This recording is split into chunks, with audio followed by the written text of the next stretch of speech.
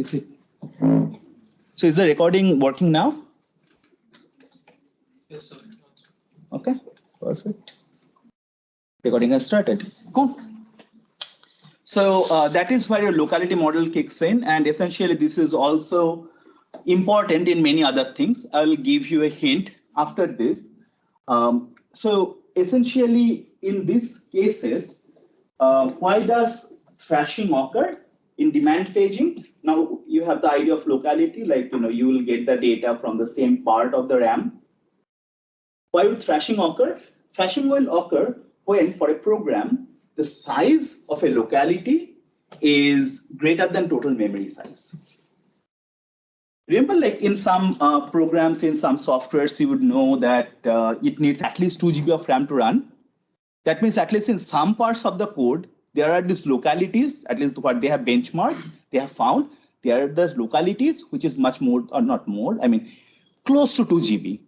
So it will need at least 2 GB, otherwise it will go into thrashing, it will kill other processes. They definitely have some leeway, but not too much. So essentially, you need to stop thrashing.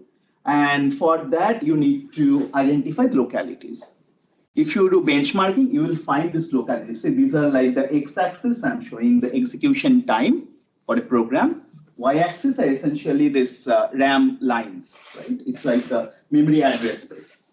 And you'll see these clusters, meaning at any given time, t, you will have access this memory address or this memory address, like 23 to 21.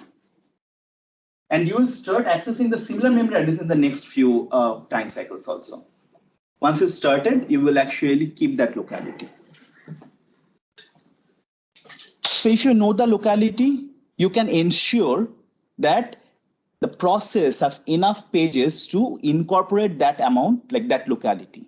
What is locality? It's basically at any given point of time, what is the exact number of pages or a minimum number of pages a program needs to function so that it doesn't need to swap. So you need to bring in the pages in the locality to your RAM. For that, you need to know what is the locality. You need to know the locality size, right? Otherwise, how do you assign pages? So to know the locality size, meaning that what are the number of pages that a process absolutely needs at that point of time to function without swapping, you have something called a working set model. So before you go into that, any questions about locality model? Because this is extremely important. A lot of optimizations in your OS, in embedded systems, in your phone are done using this locality model. One thing. Yes. Like you talking about yesterday, there might be, if the sum of localities is less than memory size, but there are very small holes in between. So there isn't a very big space to create a new locality. In that case, there still might be problems, right? True.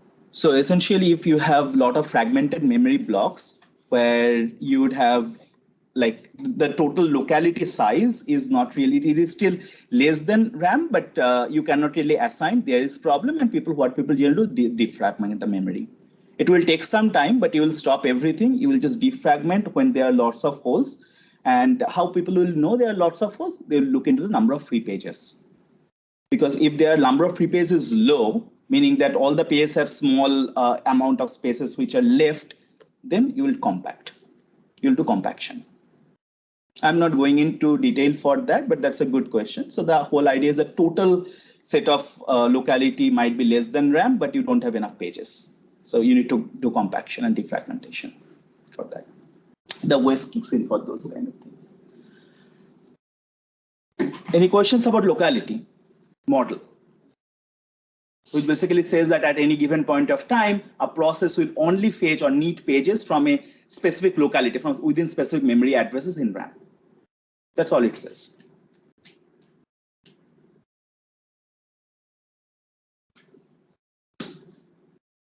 Okay, great. So what does locality mean? Locality essentially means in the past t time, what are the pages, or what is the memory address where all the pages are fetched, all the pages are needed. For that, you have working set model. In a working set model, essentially it considers the page reference sequence. Again, in the last delta amount of time. Delta is called a working set window. Okay? And what is the window on? It is on a sequence. The sequence of virtual page number references. So the working set of working set of process PI is total number of pages. Reference is in the most recent delta time. So if you look into the window, the unique pages that is in your reference string. Meaning that there might be 100 page references, but all of them are referring to the page number 1 and 2. So there are only 2 unique pages. You need to put those 2 unique pages in your RAM. That's the basic idea. So essentially, the trick here is to know what is delta, because if the delta is too large, you will have lots of localities. You're basically looking for like last 1 hour, how many page references are there. If delta is too small, then you will only see the part of locality. Which means that delta has a kind of trade-off factor. Delta is basically telling that whether you are looking into locality or not. Ideal case, optimal case, delta will be exactly the size of locality.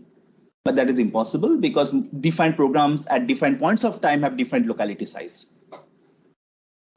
So what do people do? Essentially, they set delta as like 10 references or 20 references, set a fixed boundary and just hope that that works.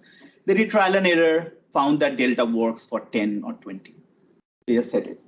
So what it does is that once you set delta, then you have the total demand frames, that is the total number of frames, absolute frames, that all the processes need within the last t time. You need to have those processes in your RAM. If those processes are in your RAM, that means at least possibly in the next instant, your process will not thrash because all the pages are already in the RAM that they required. Now, the policy is that if your D is greater than M, meaning that all the pages, unique pages that are used by all your processes in the system are more than RAM. That means your RAM cannot really get all the localities together at that given point of time. What would people do? Just suspend the process, kick out all the pages so that the D will be less than M. What is D? Set of unique pages all the processes in your system needs to run at that point of time. Here is one example. Like if you this is like a memory reference, right? Say in like for a process at this point of time when it is calling 1, it is basically looking into delta equal to 10, last 10 references, and do a unique on the set. Nothing special. Here, if you look into the unique set of pages, you will find there are only 4 pages, 4, not 10, not 20, not anything. You take delta equal to 100, it is not unheard of to have at most number of unique pages to be 2 or 3. Locality. Most of them are using the exact same pages again and again and again. And if you throw them out, thrashing will occur. In this case, it's even better. If you look into last 10 references, only 2 pages are actually referenced. Those 2 pages needs to be in memory, otherwise they will be thrashing. Any questions or doubts?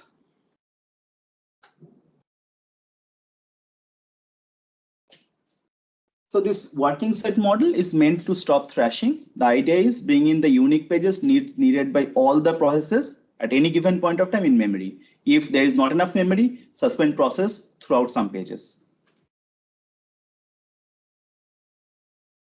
Now, this is not only the only approach, as I told quite vividly, that thrashing is one of the problems that everyone faces. So there are multiple solutions. Here's another solution. which is looking at page fault frequency. It's much more direct approach. Working set model considers locality and whatnot, which are also important for other kind of like other works, even in attacks and cryptography. However, this page fault approach is much more straightforward. It basically looks into page fault frequency. Okay. The page fault frequency rate, and essentially it gives an upper and lower bound. Let's start with the plot. So in the x-axis, I'm showing the number of frames that that a machine has, and that a process has, and the y-axis, I'm showing the page fault rate. When you are increasing the number of frames, meaning the process will have more RAM, page fault will decrease. Decrease the number of frames, the process will have less RAM, the page fault will increase. Idea is extremely simple. You give an upper bound and a lower bound on the page fault rate. If the page fault rate goes beyond something, you'll say that no, it's good. I'll just give them less frames. You take some frames from them. If the page fault rate goes high above that threshold, you will say that no, it is just getting too many page faults. Give them more frames. How to set the threshold? Experimentation, right? 100,000 times on 10 different architectures and find some page fault rate. Set those thresholds using empirical research. But it's absolutely direct, right? I mean, just look into page fault rate. If the page fault rate is high, give them more frames. High means higher than a threshold. If the page fault rate is low, take away some frames from them. They are not really using it. Now, tell me this. Which one do you think out of this page fault frequency rate, like the PFF rate approach, and the working set model approach, which is very elegant, is actually used in practice? Think about it. Like, you have to implement, like, people like you actually implemented it. So they have taken perhaps the simplest and still most efficient approach. So which one do you think is used for stopping thrashing?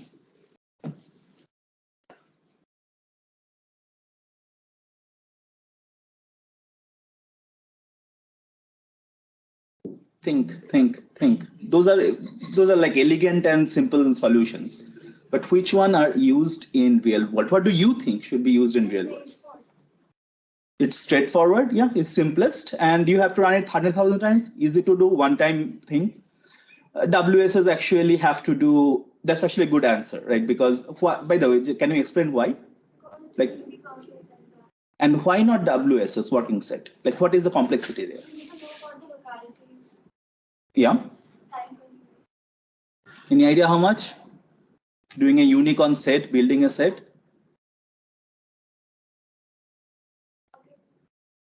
In login. Login is after you build a set, doing alice like union and all those things like login, but you have to do end login, and you have to do it 1 million times in a day. Not very.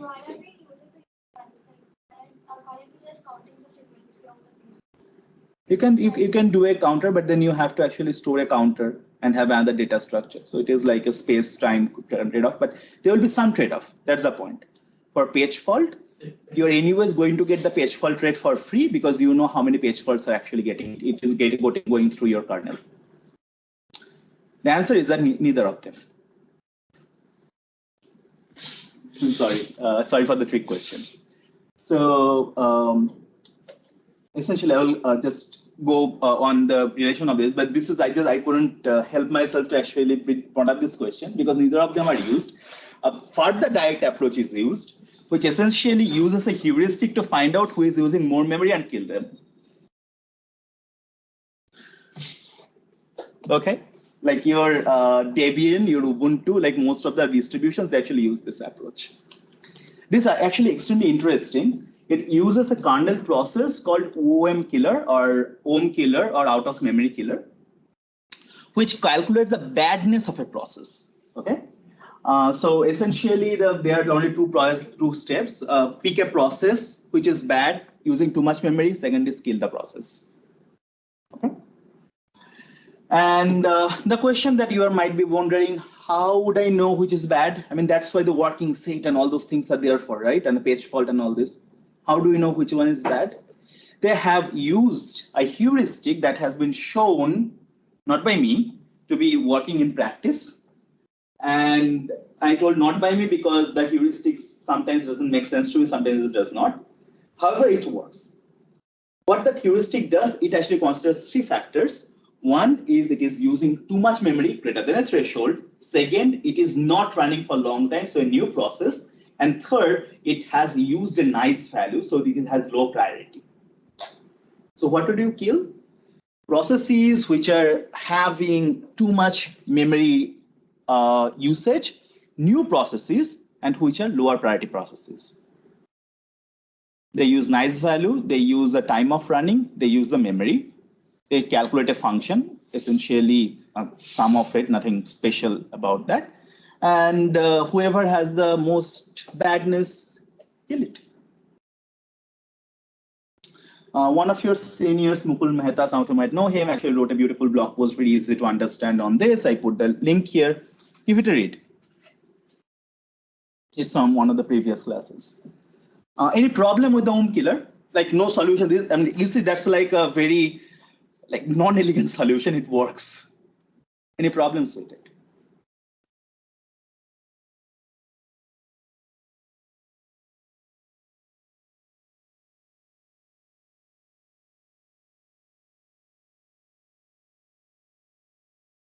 What will happen if you kill random processes in the middle?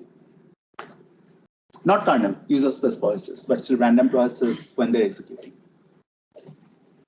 Might kill some processes that we're working on right now. True. True. Shared data will be corrupted. That is actually one of the biggest concerns. Shared data will be corrupted. And yes, there will be some processes which are killed, but remember, in this modern operating systems, the idea is that user space processes can be restarted. If you don't want them to stop, give them higher priority. That's why you need sometimes nice values to actually keep them running in the background. Another one might be if it is some user space daemon processes, like not kernel space daemon, but user space daemon, which are running in the background, doing some cleanup, doing CP from your server to their server, doing all those background things. If it's killed, it's problematic and it will corrupt data. So OhmKiller is bad because I would actually tell you a story of why OhmKiller is bad. So I was running a web service with some community detection and clustering and some distributed implementation of that in the background. I had a Facebook app which has more than 5,000 users at that point of time. And one day I realized after the Debian, the virtual machines that I was using in the background, it was around like 7 years back, that actually got just killed. Okay, I mean, just OhmKiller just came and killed all of them. And I have to restart them. So that is bad. So OhmKiller actually works silently in some sense. And you will never know it is not on the user's control. I actually increased the priority and so on. It didn't really work. Of course, the mistake was mine. Apparently, I pushed a change which has a memory leak. So after one night, it is using too much memory. OhmKiller came, killed it. However, that also stopped the services quite like 1 or 2 days. Okay? You don't want that.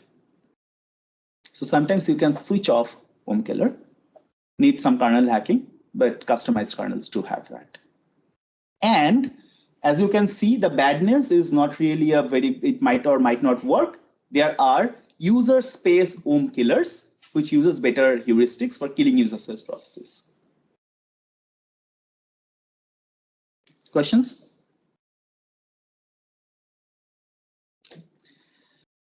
Now, going back to this working set and page fault rates, at least two of your solutions are pretty similar. OhmKiller is drastic solution that is used, but working space and sets and page fault rates has sort of intrinsic relationship. And here is the one. In the x-axis, I'm showing you the time. In the y-axis, I'm showing you the page fault rate. And these boxes, they are the working set. At the beginning, if your working set is good, what will happen? At the beginning, you will have lots of page faults. That working set is not in the memory. But as time progresses, that's what the peak at the beginning says. Okay, this. But as the time will progress, what will happen? Page fault rate will decrease because your working set works. It's actually a good locality. Okay. So that is mostly it. I mean, this thrashing, it's a big problem. So people actually came up with a solution and decided on this home builder. However, working set and this page fault rate are pretty elegant solutions used in some systems, and you need to know it. Any idea that where the locality model idea is used, except for demand paging in operating system?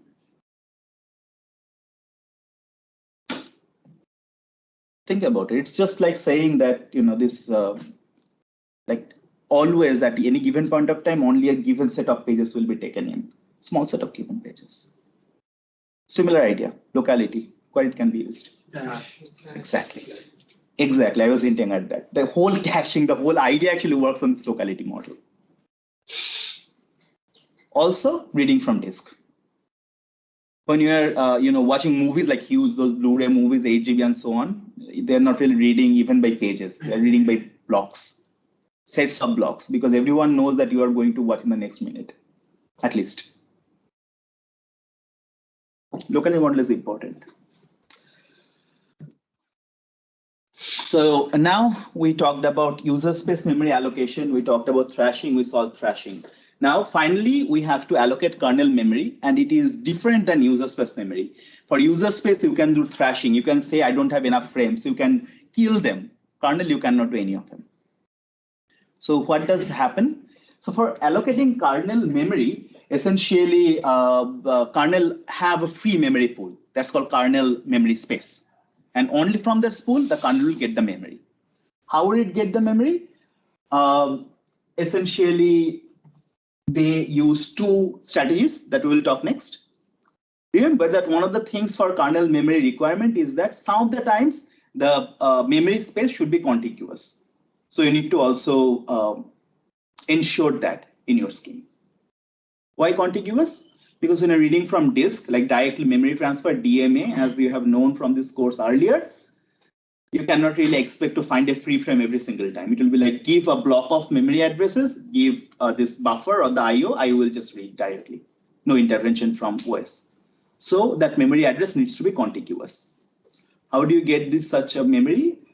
The first scheme for kernel is something called a buddy system, which essentially means that you will always allocate memory using a power of 2 allocator. Okay, which means that first see that what is the maximum space that you can give to kernel. If it is too big, then what kernel requires, you made it half. Still too big, make half. Still too big, half. At the end, when it is just above the amount of memory that kernel needs, you'd allocate. Any idea why power of 2?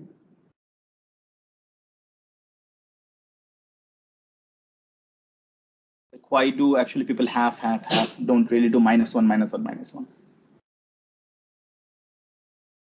They could, right? I mean, the whole idea actually means that you have free space, you do decrement. At some point when it is just above the, or just equal to the memory kernel uses, you give it back. Why not -1, -2? Why? Faster. Why? Take logarithmic time instead of linear. It's a bit shift. That's the main reason you will always use by 2 or multiply by 2. Always remember, bit shifts are faster. You can do it faster. Okay. So that's why power of 2 comes in. Here's an example. Assume that you have a chunk free space of 256 KB and kernel requires 21 KB. Then what you would do, you will have 256 to 128, 128 to 64, 64 to 32, and then you go down like 16 and see like the 16, like 21 is somewhere between 16 and 32. You allocate 32, one chunk of it.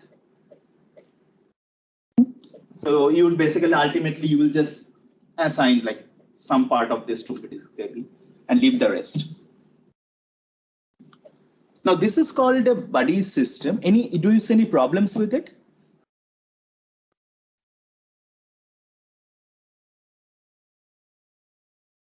It is like the best fit, so the number of small holes would increase. Fragmentation as external fragmentation. Internal fragmentation for whatever space that you are giving, they are not really using it fully. And kernel space is expensive. You have to do compaction. Again, a lot of like if it doesn't work, expensive. You don't want to do that. Now there is a key idea to improve this system. Buddy system is not good in some sense. There the key idea is, and I love this idea, it shows that kernel is something that you wrote. It uses some specific data structures that you need. And most of the data structures are actual struct in C. So what you would do, the idea is that identify the kernel data structures and have exactly a bunch of objects, the same data structures already pre-allocated, and give it to kernel whenever needed. You need you are creating a process, here's a task struct. You want some page table, okay, here is the page table template, like a struct page table. I'll just give it to you. How is it implemented? It is implemented with something called slab. Slabs are one or more contiguously allocated pages in kernel address space. And then in slab allocator, this kernel creates caches of data structures. Some are for processes, some are for file systems, some are for memory, some are for this and that. However, there are not more than 10 or 15 data structures. So you have 10 or 15 caches. Cache of data structures, sets of data structures, pre-created data structures. Each cache will have some slabs of memory already allocated. What does it mean? Whenever you cache, they create the cache, you fill with objects like templates. And whenever the kernel wants an object, you point it to one of the free slabs or free caches, an object in the free cache actually. It's already created, and those are created at the beginning, like when the kernel was allocated.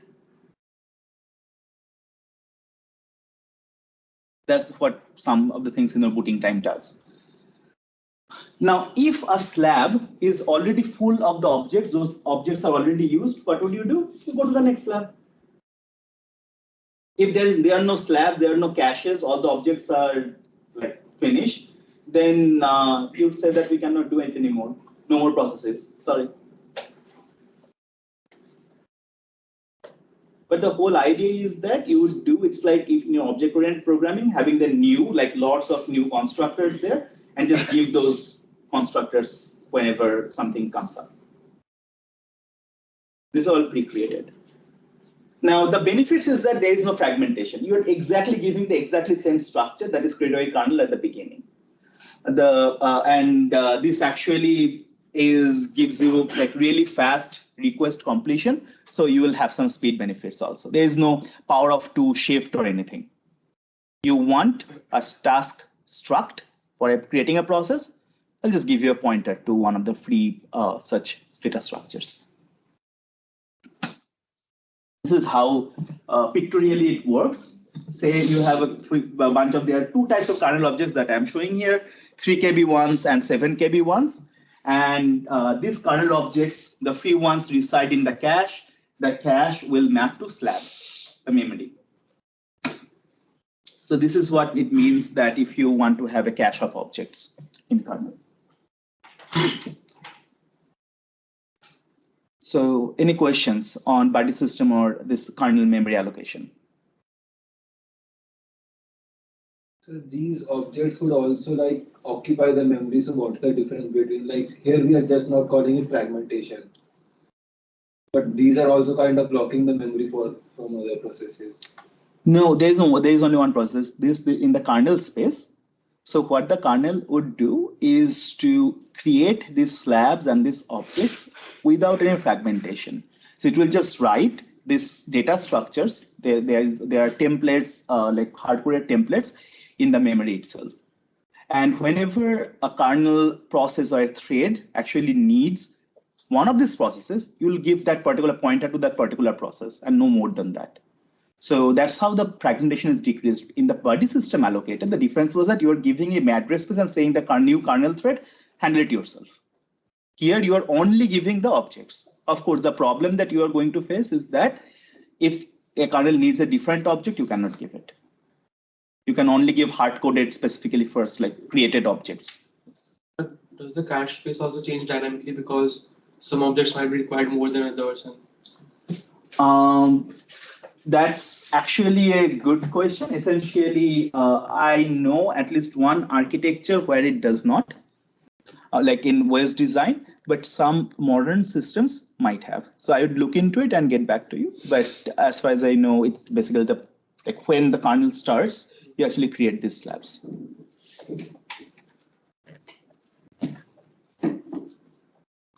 So if there are no more slabs, then you are out of luck. That's the thing. The kernel memory space is always, that's the line, like the kernel memory space is always set aside. This is my memory space. If it goes away, then you cannot really do much. Now, we are at the end of our journey in virtual memory. There are two issues that I want to talk about quickly. The first one is not issues. Actually, these are two things that you should know as designers. First one is what should be the page size. Remember the whole memory and the virtual memory, we talked about pages, page table, looking up pages and all these things. And we assume page size is 4 byte, right? Even in our assignment, you actually saw that. Or it can be 4 KB, it can be something. But you should ask, like when you are designing something, how do you even know what is a good page size? Turns out that like whenever in operating system, even if you have a question from your company, from your advisor, from in the class, that what is better than other, you should think about what are the good and bad parts for each of the design decisions. And people actually find out these ones for considering which are the best page sizes. What are the considerations? Essentially, you want to first see like fragmentation, page table size, resolution, and so on. What is fragmentation? If the page table is too big, it will be internal fragmentation. Too small, external fragmentation. Or essentially, you'd have to give too many pages to a process. Too many pages means you have to read a lot, right? I mean, read and write a lot. And there you go, the IO overhead. See the trade-off? Like if you have larger page size, more fragmentation, but faster IO from the RAM. If you have smaller page size, perhaps no fragmentation, lots of IO. There goes your one trade-off, good and bad size. Page table size, if you have a lot of smaller pages, your page table size increases. Lots of pages now. Problem, because page table is just a data structure that you created. You don't want it to take MBs of memory. Big pages, page table will become smaller, but then you will have problem with fragmentation. In the similar vein, resolution essentially means that what resolution can you give data to the processes? Smaller pages, better resolution. Exactly the amount of data needed to a kernel process or user process. So smaller page, better resolution of giving away the data that or memory space that they need. Larger pages, bad resolution. Again, you have fragmentation. Number of page faults. Which one would you think would increase the number of page faults?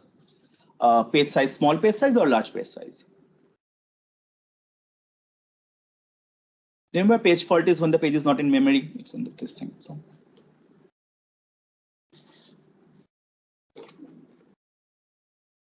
It's a simple question. Just take your guess. Large page size. Large page size, you will have lesser page faults. Why? For large page size, it will be harder to get that page into memory. What do you mean harder? Because it is very big, so we need more memory for that. Yeah, so the number of page faults will be, actually, if you have smaller number of pages, there'll be, go ahead. Can we say that the large page size means less number of pages for that particular process? Yeah. You're right. Large pages, you have to bring in the pages, like you have to read page wise now. You cannot read bits and bytes. You have to bring in the page. Large page size, more data, less page fault. Locality, again, if you have, and small page size means like you have to bring small, many pages, more page faults. Similarly, I'm not going to talk about locality, TLB size. This remains your homework, that what would happen for locality if you have large page size versus small page size. and also the TLB size. The TLB size would be same as page table size. Actually, that's a hint. Locality is an interesting case. Whether your locality, you will have better locality if you have small page size or better locality when you have large page size. So in general, considering all of these things, people actually started with always page size of power of 2, and it is always increasing, to be honest. Okay, people want larger page sizes to bring more and more data to memory, get it done, throw it out. Less page fault, which is, remember, that is one of the biggest problem in the whole virtual memory architecture. So think about what would happen to locality if you have large versus small page sizes. Which one will facilitate better locality? And feel free to write it on MS Teams, to be honest. Just to actually show that you understood. This is also for a test for your understanding. No marks associated, but you would know. Now, lastly, pre-paging. Pre-paging essentially means, like in demand paging, remember that we are basically only taking in pages which you require. You ask for a page, as a voice, I will give you that page. However, pre-paging is sometimes needed. People actually do pre-paging for improving the performance. What does pre-paging do? It will essentially pre-page all the pages which are required. Like when you are,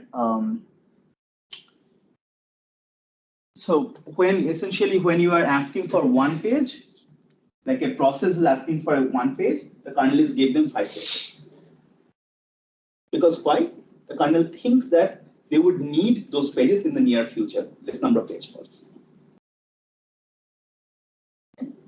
So pre-paging essentially means that pre-page all or some of the pages a process will need, irrespective of whether they asked it or not right now. This might backfire if all the pages that you brought into memory, none of them are used by the process, because then you'll have page fault, unused memory, and essentially it's a waste. How do you know whether it is a waste or not? Essentially, assume that in your operating system, S pages are pre-paged every time one page reference is made. All the S pages by the process, like 5 pages of the process, will be brought back. And out of them, a fraction is used, actually. So what is the number of pages which are used? S into A. Number of pages which are not used? S into 1 minus A. If S into A is less than S into 1 minus A, number of used is less than number of unused. Bad, no pre-paging. Would set S and A, again benchmarking. Some operating systems just switch it off. Some will actually give some heuristic to know when to pre-page and when to not pre-page. Example of pre-paging, if it is a video or streaming application, pre-page. Okay. It's just that you should know that demand paging is not the only one in the market. There are pre-paging and some cases that helps. So that would actually, so this is the last slide. We're almost end of the class and with the end of virtual memory, which actually gave you the abstraction of fairly large address spaces. So what we learned here is a summary. We learned that in virtual memory is essentially your physical memory plus swap space. That's how virtual memory increased. And the primary procedure is raise a page fault, swap in and out pages from memory to disk. That is the primary procedure.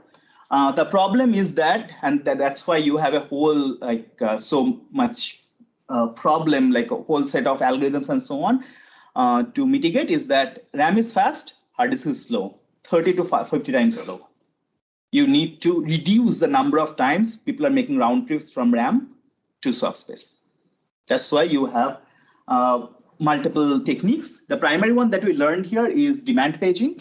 Essentially, only brings pages when required, and demand paging needed machineries like extra baits like valid, invalid bait, dirty bait, reference bait, and extra mechanisms like page fault handler. You have to write codes and make it faster, optimize it, and so on and so forth. But that's what demand page is needed. One of the things that we learned in the process is that for demand paging, you need to know which pages to swap or replace whenever needed. Like, because if you need more space in memory, You need to kick someone out. How to find those? We actually talked about a couple of algorithms like FIFO, optimal, LRU, approximation of LRU, using reference bit and so on. And finally, now after we knew that how to kick out pages effectively and to reduce page faults, talked about after you kicked out pages, you have free frames, how to allocate those free frames. We took two specific cases, user process and kernel process. For user process, we have fixed allocation and priority allocation. Fixed means like same 2 frame for all. Priority means give more frames, more memory to some processes, stopping from other. Finally, we talked about kernel system just right now on buddy system and the slab allocator. We also discussed a fair amount about thrashing, how to stop thrashing. We talked about 3 processes of stopping thrashing. Working set model or locality model, very important to know. Page fault rate, simple, might work. Third is worm killer. So that essentially, yeah, so that is mostly it. Now, questions about either like thrashing or locality model or virtual memory in general. Any doubts or questions?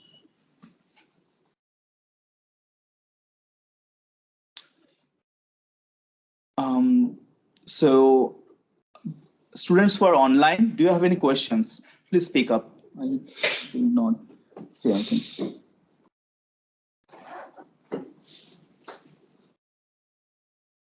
Okay. If not, then this, I mean, again, post your questions. I would, Suhas, I'll look into the question, get back and so on. Yeah, post your questions, look into the, I already uploaded. So 2 announcements. One, I already uploaded the slides in your MS Teams. So take a look. These are simple concepts, but extremely, extremely useful when you are doing this sort of design. And there are a couple of bit of things like, just look over them and ask any questions. There might be doubts, please do that. The second part is that there will be an online class and day after that will be a holiday due to Holi. Okay. We'll resume hybrid class from next week again on Tuesday.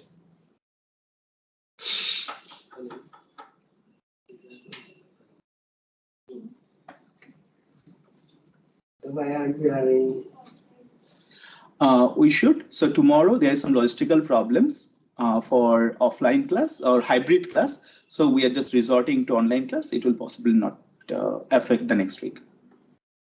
It will not affect the next week, I promise. Okay. I know that offline classes and hybrid classes are more fun. I mean, I really like the interaction, but tomorrow there are some logistical reasons. Those are set up long back, so need to honor that. Thank